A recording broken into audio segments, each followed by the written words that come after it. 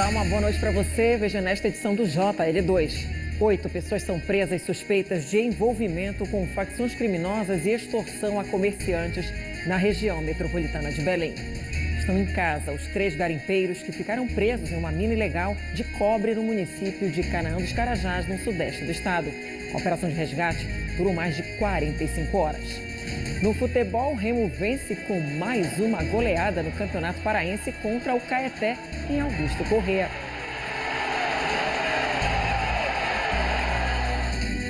Agora no JL2.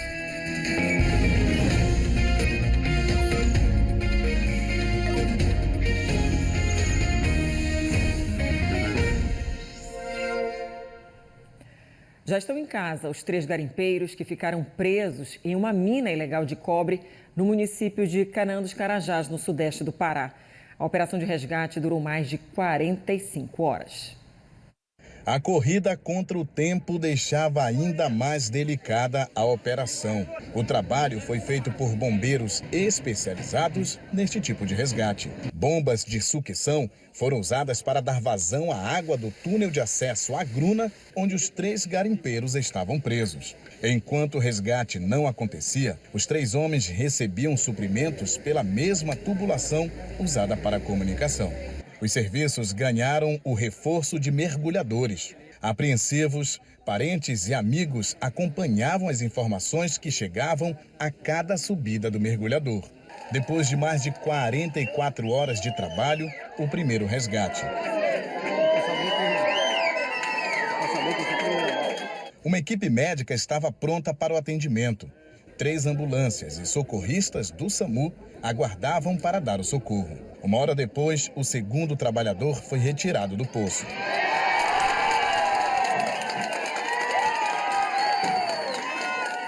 46 horas depois do desmoronamento, o último garimpeiro saiu do poço.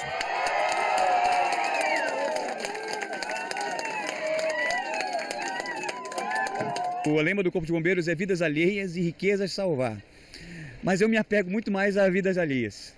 E hoje o Corpo de Bombeiros fez valer o seu lema, salvando vidas, que não são as vidas dos seus familiares, que não são vidas dos seus filhos, que não são vidas dos seus parentes, mas são vidas. E a gente trabalha com vidas, é o nosso métier. Então, é uma sensação de alegria como poucas vezes a gente pode ter numa profissão. Os trabalhadores resgatados estavam com hipotermia e fome, mas conscientes. Eles foram levados para o Hospital Público de Canaã dos Carajás, onde receberam atendimento e passaram por baterias de exames. Os 3 receberam alta nesta segunda-feira. Os 3 garimpeiros ficaram presos na mina ilegal na zona rural da cidade desde as 2 horas da madrugada da última sexta-feira. A entrada principal ficou bloqueada depois de um desmoronamento de terra. Essa é uma história para ser contada e que bom que teve um final muito feliz. Agora que eles se recuperem. E o Instituto Chico Mendes de Conservação da Biodiversidade, ICMBio, confirmou que o garimpo, mostrado na reportagem, já foi alvo de 4 operações em parceria com a Polícia Federal. A PF também disse que essa área é ilegal e está sob investigação. E, inclusive, um homem de 24 anos morreu nessa mesma área de extração ilegal de minério. Foi logo depois do resgate dos 3 garimpeiros, na noite de sábado. O Erli Farias Corrêa sofreu uma descarga elétrica. Ele estava a cerca de 300 metros do local do resgate quando houve o acidente. Ao que tudo indica, ele teria encostado em um fio de alta tensão. Equipes da Secretaria de Saúde de Canaã dos Carajás e também do Corpo de Bombeiros, que ainda estavam no local, prestaram os atendimentos e o encaminharam para o Hospital Municipal Daniel Gonçalves, mas ele não resistiu. A Delegacia de Canaã dos Carajás investiga esse caso. Além de perícias, já foram solicitadas também que testemunhas sejam ouvidas. 8 pessoas foram presas nos estados do Pará e Maranhão durante uma operação da Polícia Civil. De acordo com as investigações, os suspeitos de associação criminosa praticavam extorsões nos municípios da região metropolitana de Belém. Um a um, os 8 alvos suspeitos de ligações com facções criminosas foram detidos pela Polícia Civil. Os mandados de prisão preventiva e de busca e apreensão foram cumpridos em Belém e em outros 4 municípios paraenses, além de São Luís e Boa Vista do Gurupi, no Maranhão. As ações fazem parte da Operação Parabellum, que há meses investigava a extorsão de comerciantes. As vítimas chegam até nós iniciamos as investigações até identificar as pessoas que participam de todo esse esquema criminoso. Então foram 3 meses de investigações, nós conseguimos identificar essas pessoas que faziam essas extorsões na região metropolitana e também na região de Castanhal. O dinheiro arrecadado com o pagamento da taxa do crime era usado para estruturar e fortalecer a organização criminosa. Eles utilizam esses valores muitas vezes para adquirir armamentos, para fortalecer os grupos criminosos nas cidades, nos bairros, utilizam para comprar drogas, para que sejam revendidas em alguns pontos de venda de entorpecentes. Durante o cumprimento dos mandados, foram apreendidos ainda aparelhos celulares e outros objetos importantes para a continuidade das investigações. Toda vez que ocorre a deflagração com sucesso de uma operação, provavelmente, posteriormente, a partir desses novos elementos, nós conseguiremos ter mais informações para identificar outras pessoas, responsabilizar outras pessoas. Nós encerramos o ano de 2024 com 139 prisões de faccionados em 7 estados diferentes da federação, operações no Maranhão, Pernambuco, Rio de Janeiro, Santa Catarina, demonstrando que a partir do momento que a vítima chega até a nossa unidade, nos relata o fato e nós iniciamos a investigação, a gente consegue ter um trabalho efetivo de identificar, responsabilizar e prender essas pessoas. Um corpo foi encontrado ontem na Baía do Guajará, próxima à Estação das Docas, aqui na capital do estado. A equipe do Grupamento Marítimo Fluvial dos Bombeiros foi acionada para fazer a remoção. Ainda não se sabe a identidade da vítima, do sexo feminino, e nem a causa da morte. O corpo dela foi encaminhado para a Polícia Científica e a Polícia Civil investiga esse caso. Um adolescente foi morto a tiros em Altamira, sudoeste paraense. Esse crime foi registrado na noite de ontem em frente ao cemitério São Sebastião, próximo de onde a vítima morava. Domini Silva Costa tinha 16 anos e morreu na hora ao ser baleado por homens armados que estariam em motocicletas. A polícia militar foi chamada pelos moradores que ouviram os disparos. Uma moto, que seria da vítima, foi encontrada. O corpo do adolescente foi removido pela Polícia Científica. Domini não tinha passagem pela polícia e o caso é investigado sob sigilo. Já em Santarém, no oeste do estado, 8 acidentes de trânsito foram registrados só no fim de semana. Um dos mais graves deixou uma mulher morta. Ela foi atingida por uma caminhonete. O vídeo mostra o momento em que a caminhonete atinge a motociclista na manhã de hoje. O carro foi atingido por esse táxi que avançou a preferencial. Os carros, eles seguiam em posições opostas, tanto a Hilux como o táxi, eles vinham em sentidos contrários, vias contrárias, e a princípio houve um avanço de preferencial por parte do taxista. A motorista de 61 anos morreu na hora. Os outros envolvidos no acidente, que estavam no táxi e na caminhonete, foram conduzidos à Polícia Rodoviária Federal para realizar o teste do etilômetro. Após o resultado, foram encaminhados à Polícia Civil, que vai investigar o caso. O fim de semana foi de violência no trânsito em Santarém. A SMT registrou 8 acidentes de trânsito entre sexta e domingo. 330 motoristas foram autuados e 17 veículos removidos. As operações foram em pontos estratégicos e contaram com o apoio da Polícia Militar. É uma preocupação das autoridades, sim, mas infelizmente a população ela tem que ter essa consciência que eles estão na rua, eles têm que se prevenir também, né? Dirigir com segurança, tanto tem que usar a questão da direção defensiva, que é tanto para o condutor como para os pedestres, né? Trânsito é grande responsabilidade. E nós queremos a sua opinião sobre as notícias desta segunda-feira e do fim de semana. É só pegar o celular e apontar para o QR Code que está aqui na tela. Você fala com a nossa produção e manda a sua mensagem. Veja, daqui a pouco, há 2 semanas, o prédio da SEDUC em Belém ocupado por indígenas. E hoje eles se reuniram com a ministra Sônia Guajajara.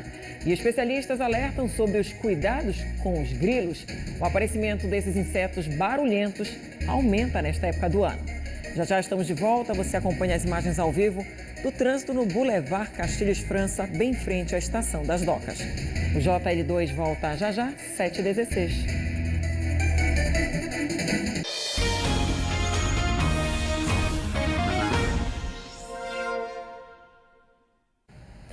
Estamos no inverno amazônico e esse período tem trazido para dentro de muitas casas uma visita incômoda: os grilos.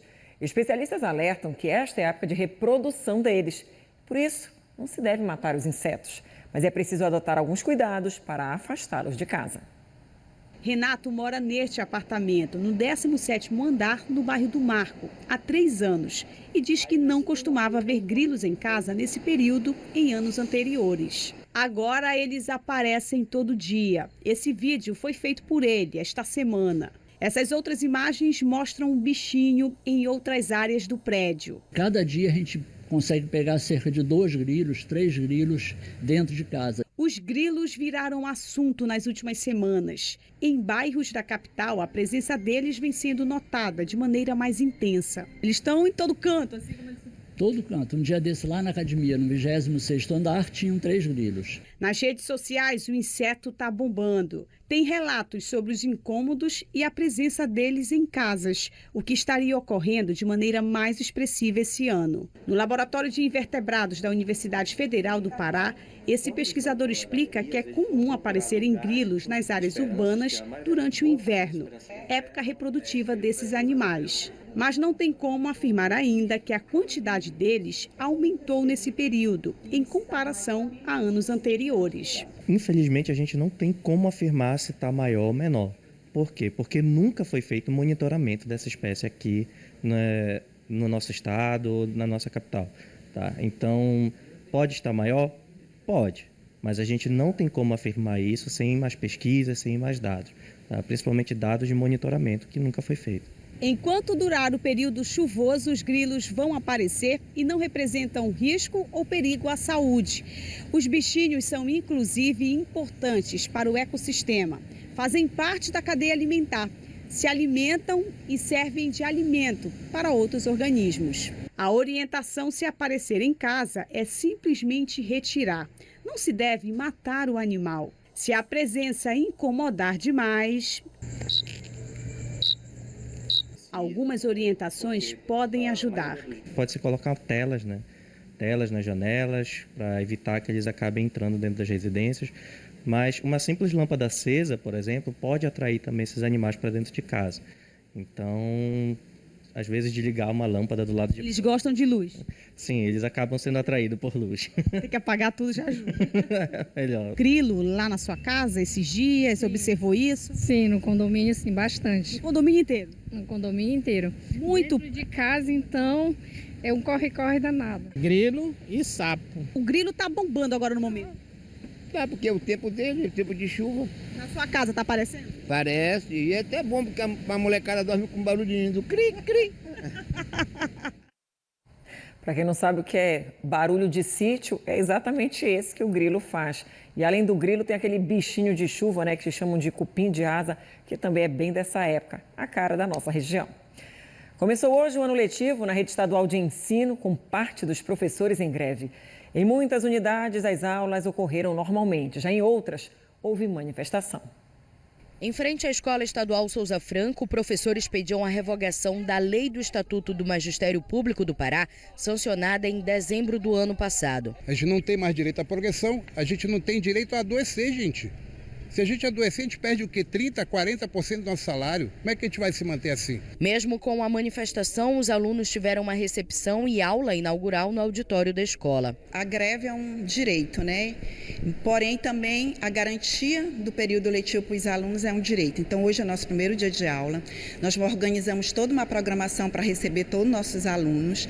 E aqui, especificamente nesta unidade escolar, 50% dos professores realmente aderiram à greve e os outros não, como vocês constataram aqui, nós temos uma programação, uma atividade para garantir né, as aulas para todos os nossos alunos da Escola Visconde de Souza Franco. Aqui na Escola Estadual Pedro Amazonas Pedroso, a adesão à greve foi maior. Ainda segundo informações da dirigência regional, cerca de 70% dos professores se juntaram à causa grevista.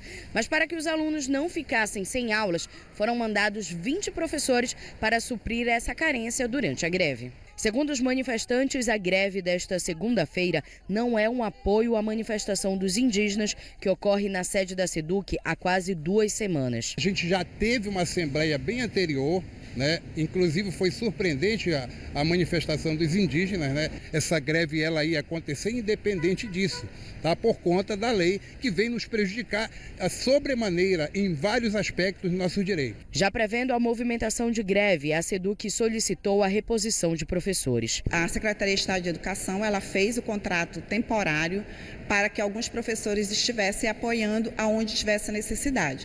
Então hoje bem cedo a gente já recebeu os professores e aonde há necessidade está sendo deslocado para complementar a carga horária, para que a garantia da carga horária do aluno não seja comprometida. Em outras escolas estaduais, como a Zacarias de Assunção, Frei Daniel e Ruth Rosita, todas do bairro do Guamá, as aulas ocorreram normalmente nesta manhã. A Secretaria de Educação do Pará, a SEDUC, disse que não reconhece a greve dos professores e informou que está garantida a continuidade das atividades para os mais de 500 mil estudantes da rede estadual de ensino e para os 40 mil servidores da educação. A Secretaria destacou também que foram convocados mais de 2.300 novos professores para a oferta de ensino na rede. A SEDUC informou ainda que o Pará paga o maior salário médio do país aos professores, no valor de mais de R$ 11.400, conforme dados do Instituto Nacional de Estudos e Pesquisas Educacionais Anísio Teixeira, o INEP. E há 2 semanas, indígenas ainda ocupam o prédio da Secretaria de Educação do Estado aqui em Belém e pedem a revogação da lei do novo magistério. Hoje, uma comissão do Ministério dos Povos Indígenas se reuniu com o grupo. A chegada da ministra dos Povos Indígenas foi marcada com cantos e danças. Acompanhada de representantes do governo do estado, Sônia Guajajara esteve na Secretaria de Educação, ocupada há 2 semanas por indígenas de várias etnias que pedem a revogação da lei do novo magistério. A ministra se reuniu com os manifestantes para ouvir as demandas. Desde o início da ocupação, no dia 14 deste mês, já foram realizadas pelo menos 3 reuniões entre lideranças indígenas e representantes do governo sem acordo. Nesta segunda-feira, indígenas Suruí fecharam a BR-153 em São Geraldo do Araguaia em apoio à mobilização na capital. Outras manifestações já foram registradas em rodovias federais do estado. Desde o dia 16 de janeiro, indígenas ocupam a Santarém-Cuiabá, no município de Belterra. Em entrevista ao Bom Dia Pará, o governador Helder Barbalho reafirmou que o governo não pretende acabar com a educação presencial do sistema modular de ensino indígena. Em momento algum se discutiu ou pensou-se a possibilidade de acabar com o ensino presencial. Pelo contrário, a nossa estratégia é manter a educação presencial e garantir todas as conquistas para que o Estado do Pará, com a lei estadual, possa avançar na qualidade e nos direitos dos povos indígenas do Pará. Veja, depois do intervalo, a operação faz a retirada da 3ª parte da embarcação encontrada durante as obras na Avenida Visconde de Souza Franco, a Doca. E também os detalhes da goleada do Remo contra o Caeté em Augusto Corrêa. Voltamos daqui a pouco e aqui na tela as imagens da Avenida Visconde de Souza Franco, a Doca, com mais uma interdição, como você pode observar nestas imagens ao vivo. 7h27, voltamos daqui a pouco.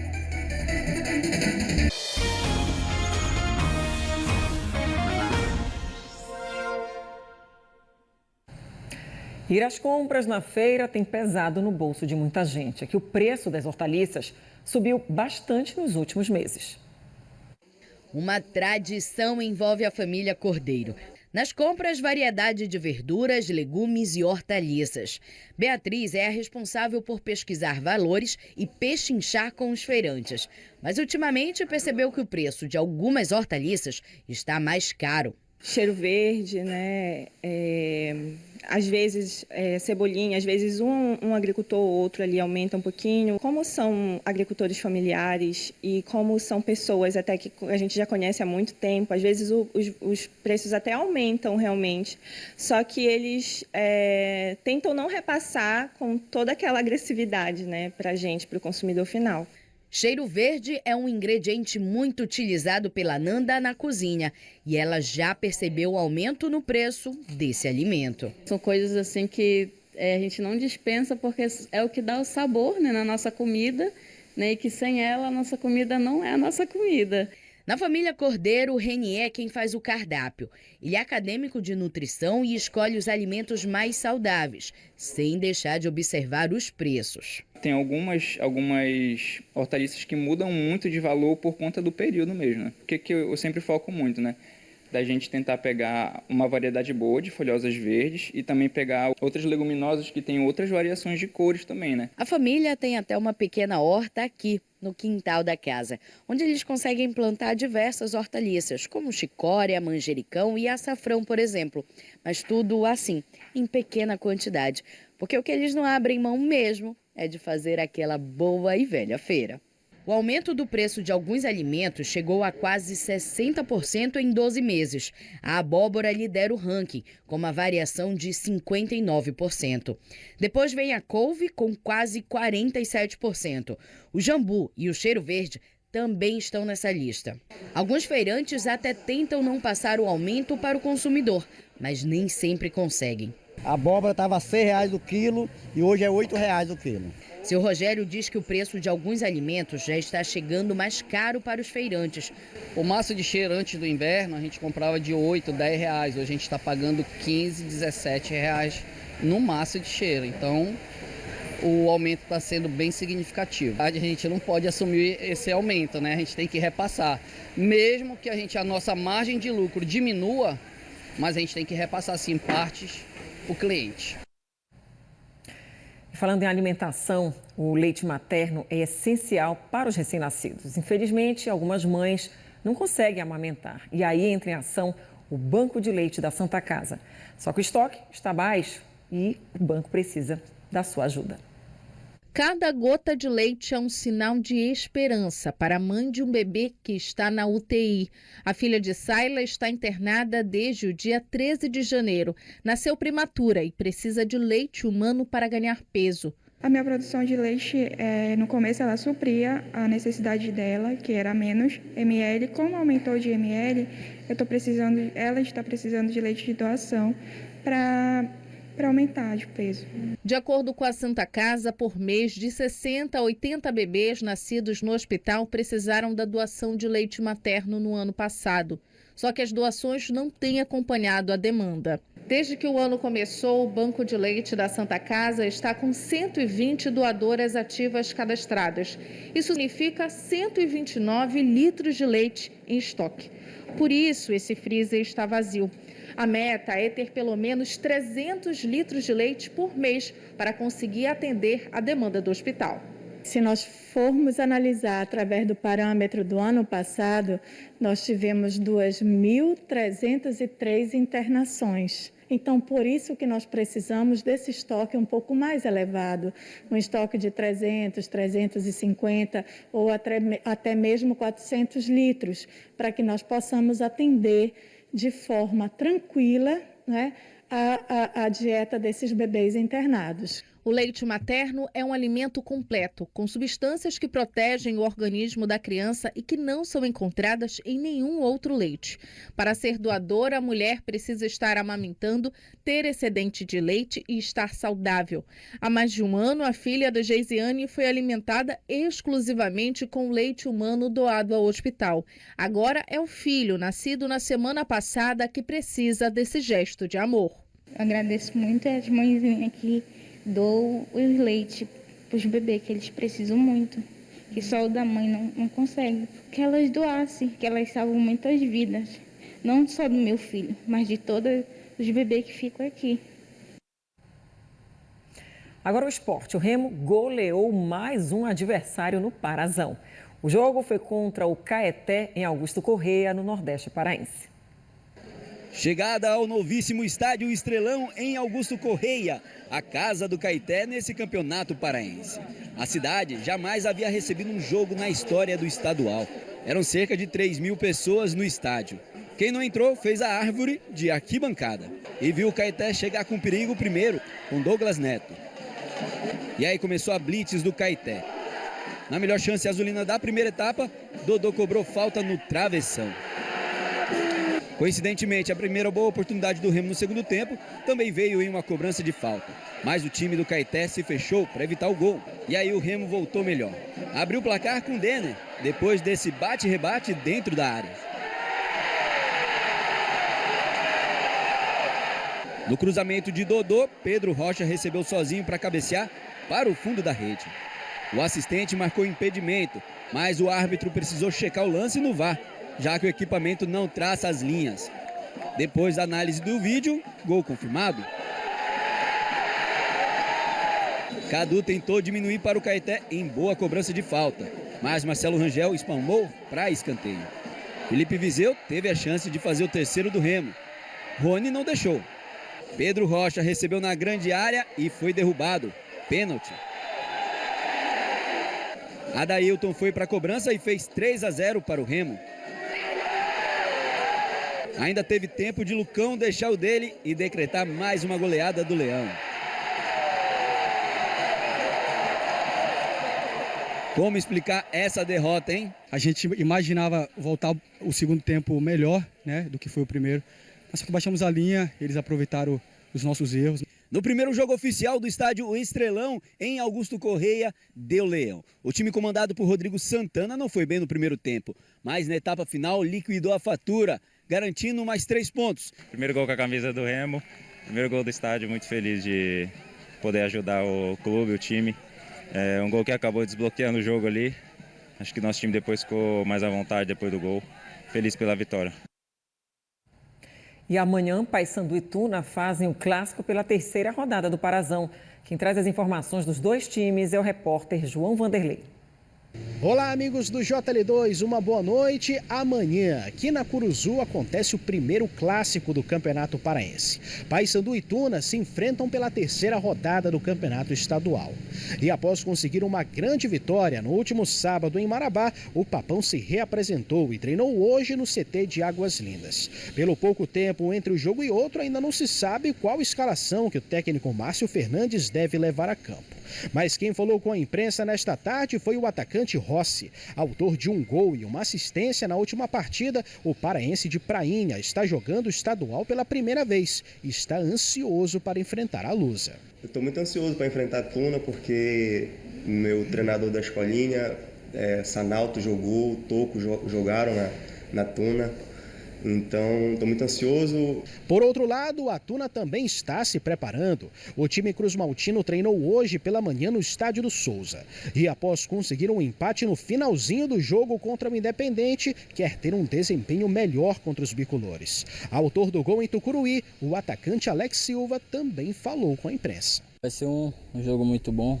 O time do Paysandu tem muito jogador de qualidade, mas como o nosso time tem também, vai ser um jogo muito truncado, um jogado, e se Deus quiser a gente possa conseguir pontos na casa deles e pelo menos sair com a vitória. Paysandu e Tuna voltam a se enfrentar 16 dias depois de decidirem a Supercopa Grão-Pará vencida pelos bicolores. Mas agora o jogo é válido pelo Campeonato Paraense. A bola rola a partir das 8 horas da noite. João Vanderlei para o JL2.